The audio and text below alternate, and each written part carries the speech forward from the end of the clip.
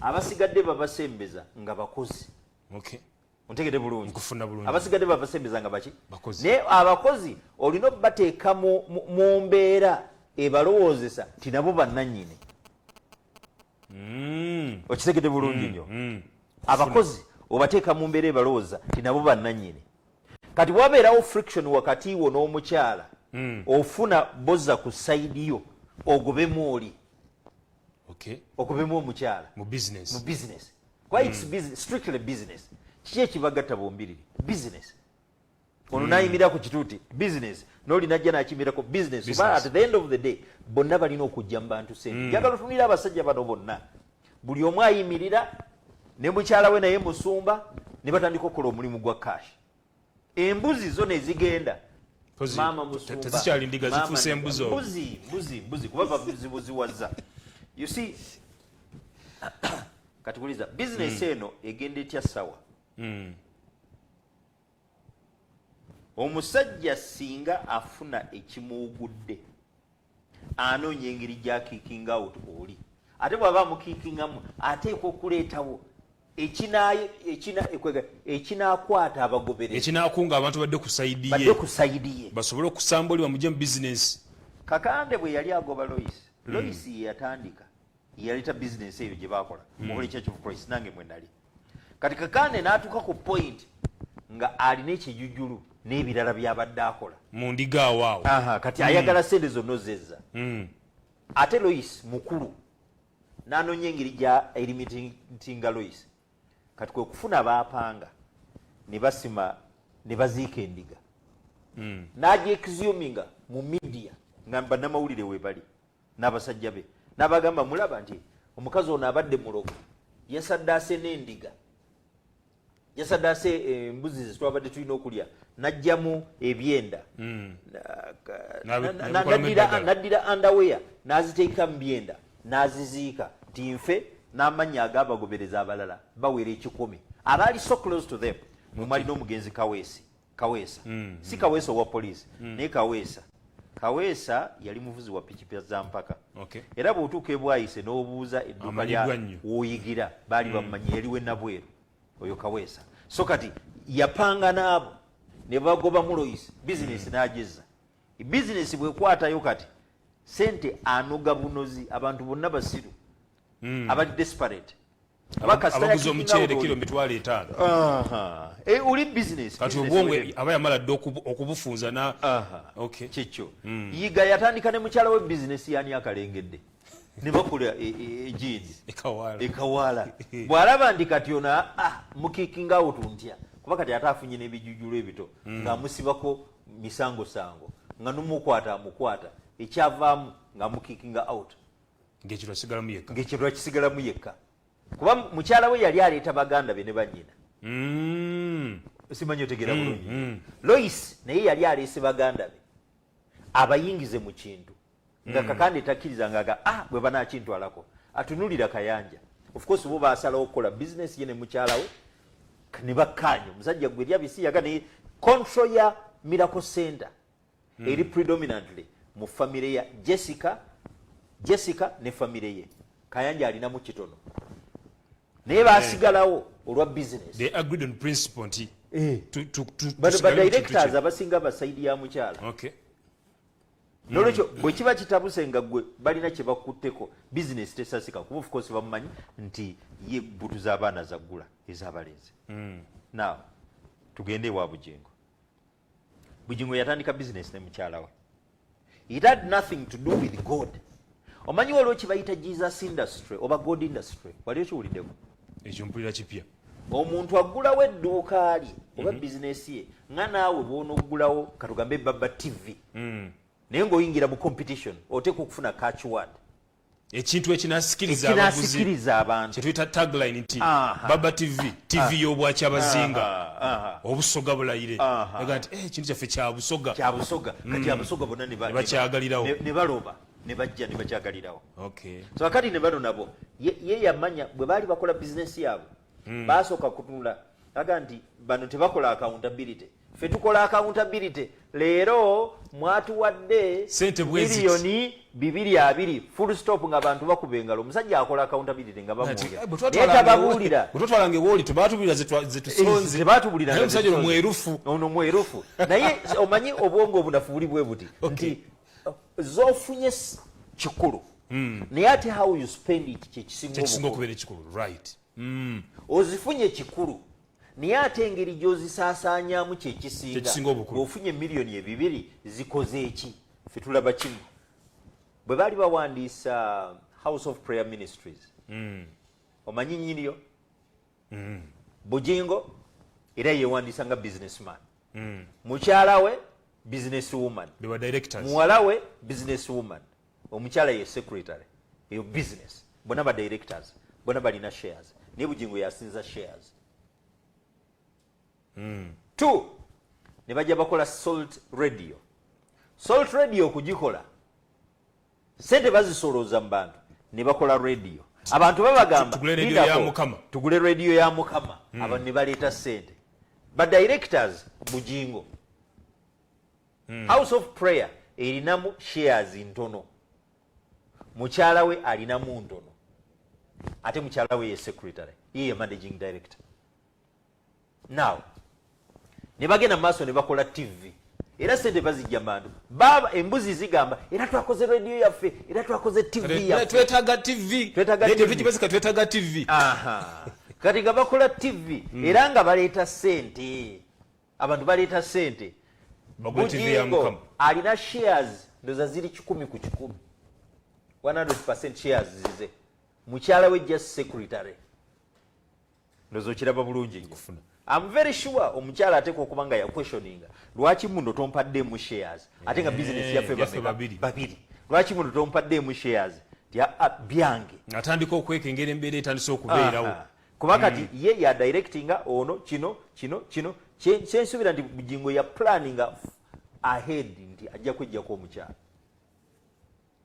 yamukozesa bukozesa abeko kulevu kwamutuusa eventually abeere nga amuteeka ebbali era kati bw'atuuse waatuuka naga nti kati kyekiseera kuba sisuubira nti omukyala alina bw'adbamu ettaka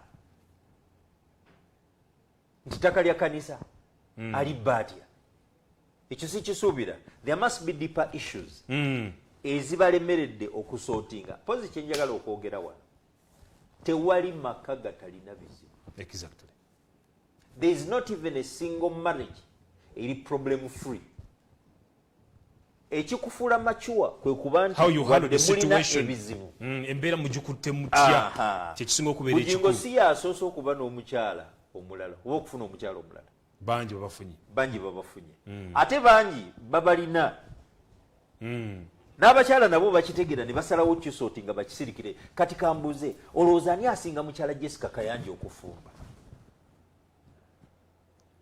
omusajja omukazi yavaayo teyavaayo ku defendinga bba nti ali ebisiyaga naye yayimirira naye naye ekigambo kye tekivaayo ekigambo kye tekikola ki ate ne mukatabo ke yawandiika through it all kwegamba tagamba nti omwami wange nkakasa talya bisiyaga naye annyonnyola engeri embeera gyayitamu akaseera bano bazze then kooti omukyala asobola obutakunobaako ng'ate amanyi ovuga mpanka z'abaana mu situation bweti era ngenda ne ŋŋamba abakyala abaliyo nga muli bafumbo n'obuuka kubanga balo afunye omukazi omulala waliwo abalabye ebinene ate eriyo abalala nga babbaabwe babavuga mpanka ekyo baddeyo kimanyi nti kati tulina omulembe gw'abasajja basomyeko naye bakazi baabwe babavuga mpanka balya ku bisiyaga mu masomero kati especially omukyala bw'afuna olubuto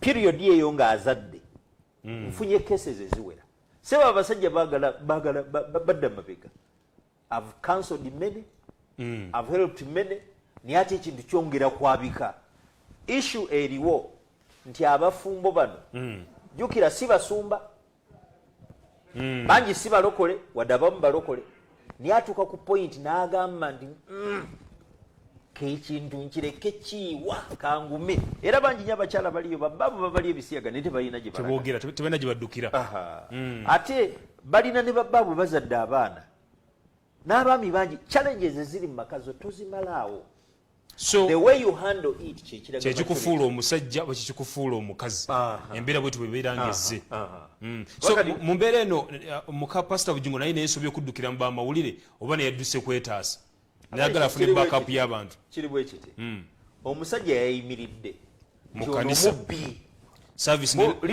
mubbi wa ttaka omanyi what is happening today nti omuntu nga yakwata obusente bwe n'abuwaayo n'awulira nti mubbi wa ttaka buyinza okukyenkya nga bapanze na bijambiya tutte omubbi w'ettaka kubanga njagala osooka owulize Bugingo bw'aba asobola okuyimirira ku kituuti n'agamba ndi omuno omubbi wa ttaka ne bamukubira engalo kitegeeza abakumyemu omuliro abasitudde bayeekere omukyala so oba mulabira nga asaalimbirawo wenyini bijambiya kati omukyala yabadde alina kudduka naye kwetaasa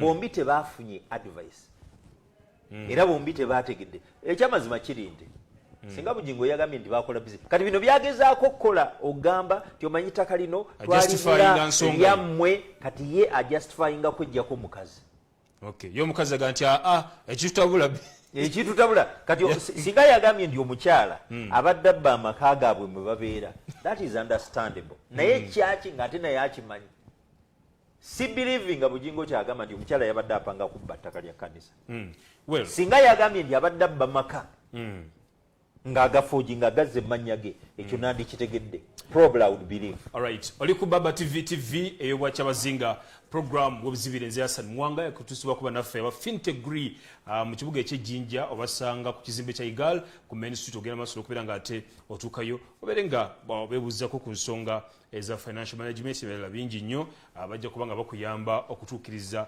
ekigendererwa kyo. Mu studio tulina omusumba Solomon Male tugera ku neeyisa y'abasumba okutwaliza wamu mu ggwanga. Omusumba waliwo ekifo njagala okwebuuzaako abantu ba bulijjo oba endiga bwe zifuna ebizibu katugeze nga ebyomu maka muddukirewo omusumba n'abeera nga ababuulirira n'abakansolinga ne muddiŋŋana omusumba abafunye obuzibu ne mukyalo baddukire waani? Number one, nabagambye ku ntandikwa nti kibi nnyo okulowooza nti omusumba oba munnaddiini oba kabona ali superhuman yalina omusaayi gwa njawulo alina omubiri gwa njawulo tayoya talowooza tawubwa teyeebaka talumwa ng'omuntu wa bulijjo bw'afuna challenges n'omusumba bw'azifuna ng'omuntu wa bulijjo ebizibu bwe bimutabukako mu maka ne bimuyitirirako n'omusumba bw'akola ki bw'abifuna. Now challenge gye tulina nti abantu balowooza nti ffe tuli superhuman oba omusumba ali superhuman akati abantu aba bulijjo baddukirewo abasumba naye ate omuntu nga ali waggulu eyo okukkiriza nti alina obuzibu it takes more than courage. Omuntu nga ali waggulu eyo okukkiriza nti alina obuzibu akke wansi akkirize nti nange nfaanana abalala takes more than courage. Era kyova olaba Dawudi musajja nnyo kubanga mu Bayibuli nabbi Nathani bw'agenda ajja Dawudi yeegomba muka Uriya. Dawudi natta Uriya asobola okutwala Bathsheba ng'ategedde nti amukoze olubuto n'apanga amutte bw'amala okumutta n'amwezza oyo muntu kakati Katonda amutumira nabbi Nathani amugamba ssebo kabaka mu bwakabaka bwo mulimu omusajja mugagga nnyo naye bwe yakyaziza abagenyi yagenze wa muliraanwa ye najjayo akaliga kamu kokka kaalina n'akasala n'agabula abagenyi be. Dawudi n'abuuza nti yali bwakabaka bwa ndi bwakabaka bw'ossebo ti ate omusajja teyakomye ku ekyo n'amutta ko Dawudi nti ekyo kive naye bamuggyeko omutwe. Nathan n'amugamba nti tibamuggyeko omutwe. Dawudi njagala okulaga kye tuyita humility n'okulaga omwoyo nga alumiriza omuntu okumenyeka. Dawudi yakyukira Mukama teyagamba Nathani nti nsabira Mpuliriza bulungi. Nkuwuliriza. Teyagamba Nathan tikola Tinsabira. Abantu mujja nnyo okubasabira. Naye Dawudi teyagamba Nathan Tinsabira. Wabula yakyukira Mukama n'amwegayirira n'amukaabirira era awo tusoma mu byawandiikibwa we yakompozingira Zabbuli ya 5 Onsaasire ayi Mukama, ombeere ayi Mukama, mu kwonoona mange mweyanzaalira ndi mwonoonyi. Obeera omutuufu bw'osala, osinge bw'osala. Zabbuli ya 5 gye mpita masterpiece of repentance. Akati Dawudi wamala okompozinga saamu eyo, Katonda n'awulira. N'agamba Nathan, genda omugambe nkyusizza. Tajja kufa kuba yamugamba nti gwe ogenda kufa. Dawudi kwe kukyuka neyenenya. Now kituyigiriza ki ekyo? Dawudi ye yatuwandiikira Zabbuli zonna. Naye Dawudi ebintu bye byonna bye yakola biwandiike. Obunafu bwe, ebizibu bye, emigugu gye n'ebikolobero bye byonna tubisomako. Ekitegeeza teyali superhuman. Naye ate jjukira ye musajja Bayibuli gweyogerako ng'eyamanya omutima gwa Katonda. Okay. Mpuliriza bulungi. Nkufuna. Now tulina Jacob. Jacob yayagala abakazi, yayagala Rachel, n'amukolerera ne bamuwa Leeya. N'agamba kojjaawo nzibu otya, nze njagala Rachel, tikale nja mmukuwa, nkolera emyaka emirala 7. Nja gikola. Lwa mukazi. Lwa mukazi. Kuba tetuyinza kukuwa muto ng'omukulu waali. Ndyoke bombi nja kubeera nabo. N'abeera n'abakazi abo. Babiri. Ne wayita akabanga, abakyala ne bamugamba naye omanyi kubanga Rachel yasooka okubanga tazaala. Yagala omuzaana wange. Okiraba? Ko ye mwagadde. Leeya azaala, kyokka ate n'amugamba naawe yagala omuzaana wange. Bombi ne bamuwa abazaana be. Na bonna n'abaagala. N'abaana bakazi bana. Naye okimanyi nti omu kubakkiriza. Era tusobola kusoma byawandiikibwa nga referrinze ku Jacob. Abraham jjajja w'abakkiriza, si jjajja w'abatuukirivu, naye jjajja w'abakkiriza. Ensibuko y'okukkiriza kwaffe kwonna Abraham. Okimanyi nti Abraham yalina Saara. Katonda n'amugamba ajja kuzaala at 75, Saara tazaala. Abraham akaddiye naye tazaala. Then Katonda amugamba ojja kuzaala. Kati Saara amugamba nti naye yagala omuddu wange, at least anzaalira omwana. Okwagala Haga n'amuzaalamu omwana gwe bayita Ismail. Okiraba? And these were two. Saara oluvannyuma wajjawo obuzibu, naye kikulaga omubiri gw'omuntu. Nti omuntu atukesa nadda mu buntu n'atendewalirwa. Waliwo ateebaka. Tekisoboka. Njagala mumbulire, waliwo ateebaka. Ffenna twebaka. Bafaaza tebakuwa busosodooti nga tokuba serefu. Ekyo badde okimanyi. Mpulidde kipya. Tebakuwa busosodooti nga tokubye serefu. Tekisoboka. Era kwegamba okumanya nti bakitegeka ne bagamba naye kati bano tunaabakola tutya. Abasajja bonna be tulina bateekwa okuba nga bakuba serefu. Omuntu akuba serefu ayoya. Omuntu akuba serefu ne bwogezaako oti omugamba nti omuziba amaaso yeebaka waakiri ne yeeroterera. Omuntu akuba serefu kyova olaba Catholic Church Worldwide etigoma ng'ekigitigomya be basajja abasomye obusosodooti abadda ku bwana obutaneetuuka ne babuvuga empanka n'obuwala ne babwagala. Olwokuba nti ekyobutonde kiri kibanja kyatalinaako control yawo. Era kyova olaba nze mbagamba bawase kubanga Bible is clear. Mugende muzaale mwale mujuze ensi. Kifo ky'okwekumira mu mbeera ebatwala okukola ekibi ekinene ennyo. So kugamba kyova olaba nti celibacy fala musaala omumanyi. Bwali ayogera ku celibacy yagamba nti ereesa obuzibu mu kereziya. Era yawa ensonga yawa cases 5. N'agamba nti keesi ey'okutaano okumanya celibacy embi bwe busosodooti obukuba nti tawasa. N'agamba nti keesi number 5 yenze nga nina emyaka 16 nkyasoma. Musosodooti yankwata n'andya ebisiyaga, nange kwe kuyiga ebisiyaga. Era okimanyi Father Musaala mu nsi y'abasiyazi bamuyita mukyala Letitia. Ye Letitia. Alina n'erinnya. Ye Letitia yakola loolo y'abakyala, yeye mukyala. Era n'obwana bwenze nga nhandolinga abuyigiriza kumulya bisiyaga. Now tulina challenge ya monogamy mu church. Monogamy ye musajja okuba n'omukyalo omu. Bw'osoma ebyawandiikibwa mulimu kye tuyita polygyny. Kitegeeza ki? Musajja okuba n'abakyala abasukka mu omu.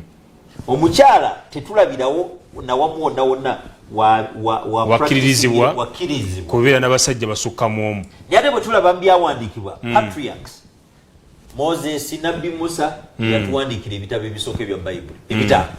Yatuwandiikira Olubereberye, Okuva, Ekyabaleevi, Okubala n'Ekyamateeka. Yalina abakyala basukka mu omu.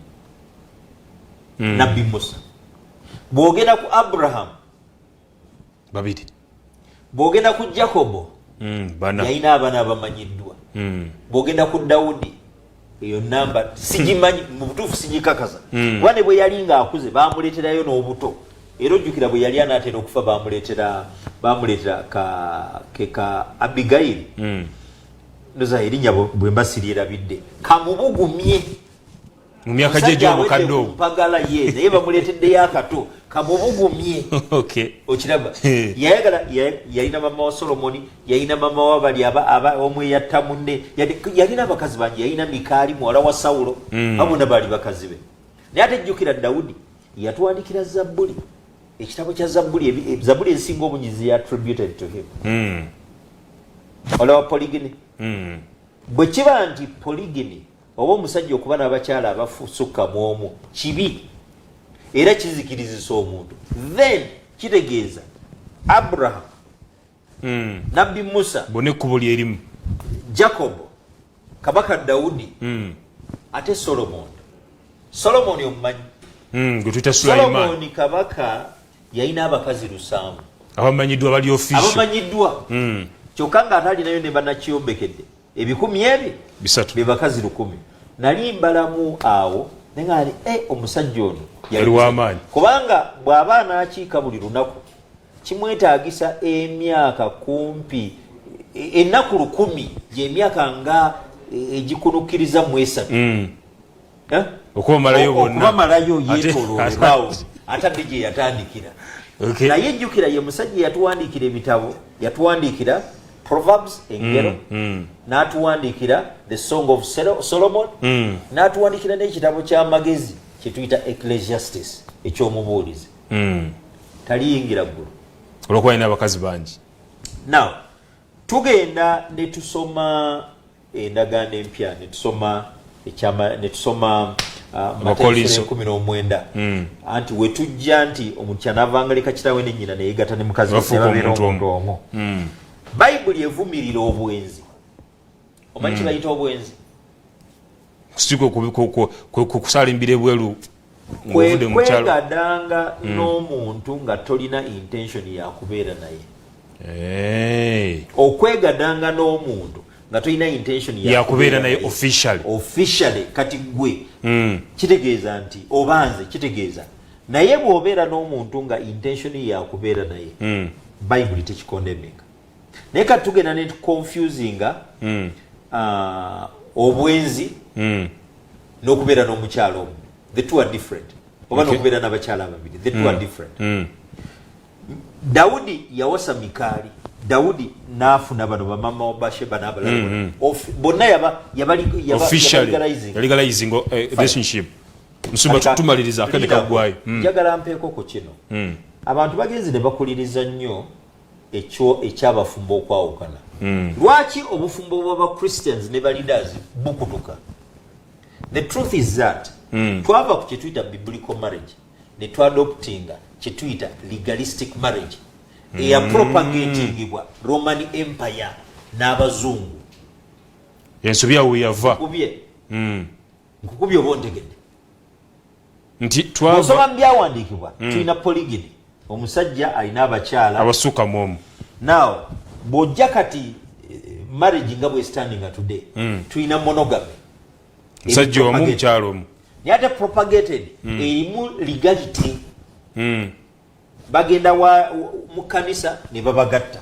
Bwe babagatta, registrar of marriages yawa bannaddiini license ezigatta bano abagole abafumbo era ya licensinga amakanisa in actual sense register of marriages awa kye tuyita delegated authority obuyinza bali bakola omulimu ku lulwe n'abo bannaddiini bakola omulimu ku lulwe era omulimu gwe bakola registering kuwandiika buwandiisi si kugatta kati kankwekyo tumalirize akadde kagwayo Busomba wagabye tukyalinayo budde umba mu seconds ngana tuva njagala okutegeeza Church of Uganda egamba nti tegattulula naye ate singa bakugattire na mirembe bagamba nti wowe oyagala kwawukana genda awalala ogenda mu kooti kati ate bw'otuuka mu kooti ne bakugattulula bagamba tebaddamu kugatta naye ate bw'ogenda ewa RDC oba n'ogenda ewa register of marriages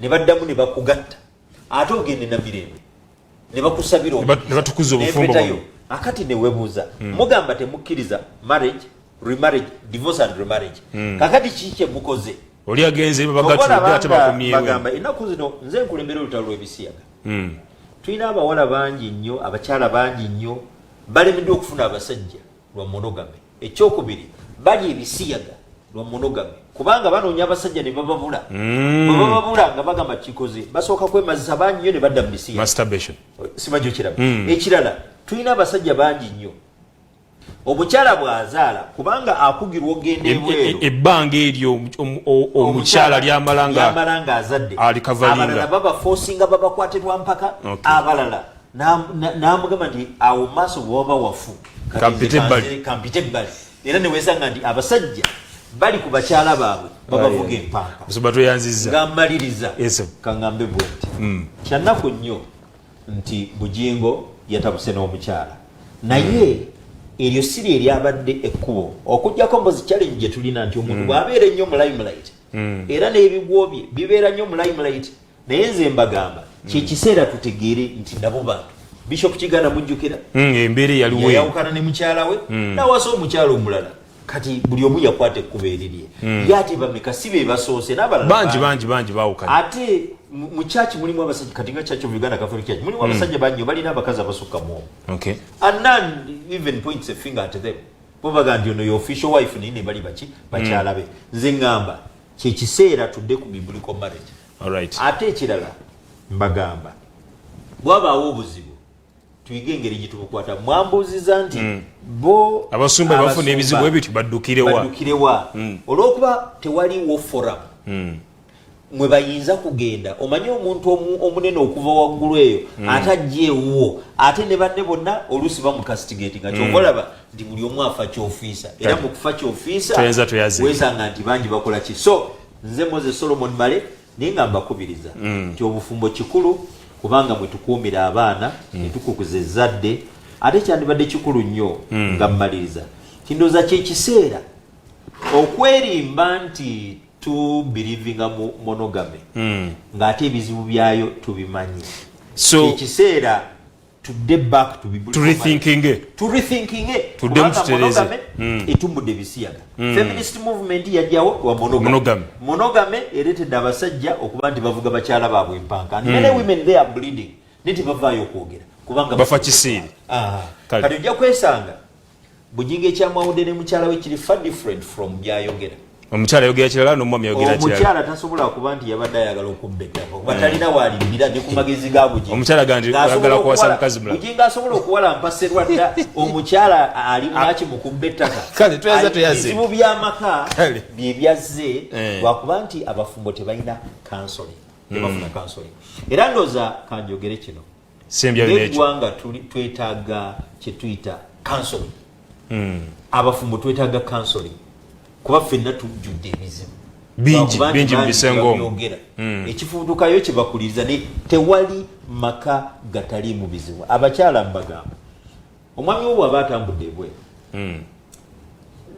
tomuumuka ate olusinga alidde bisiyaga wandikoze eki ate ekirala omwami naawe bwe kiba ndi omukyala omukooyi togamba nti tomusiba akate ki gamba nti omanyi mukyala wange okuze ate nalabye yakusinga mukiriza okubeera ababiri zikiriza nfuneyo webbali kuba wano gwe kati tokyasobola kudduka 10 ekyokubiri dakiika 2 oli mulwadde owezezza ebizibu ekyokusatu abaana olina omugga gw'okulukuta ogw'amazzi amamyufu ekyokuna akati oli bweri at least omunyonyole mu buntu mufo kyomugamba nti mu kifo kyomusibako kino nakiri ofune excuse kale kubanga excuse zino toyazza at the end of the day tezisobola kale Musumba webali nnyo kyekiseera webalire ddala tumithinkinge many issues lwenadda nja kubanga mbanjululiza nsigadde ndi Moses Solomon Male bw'oba onjagala oyagala nkoko twakoze hachari